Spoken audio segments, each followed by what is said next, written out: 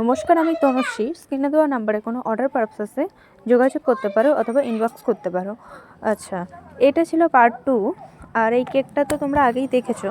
আর কেকটার কিছু কাটিং বাকি ছিল, সেই কাটিংটা আমি করে নিয়েছিলাম। আর ওপর দিয়ে লেয়ার বাই লেয়ার তো আগেই দেওয়া ছিল। আর কেকটা ছিল বাটারস্কচ ফ্লেভারের ওপর, যেহেতু আমাদের বাড়িতে সবাই বাটারস্কচ ফ্লেভার পছন্দ করে।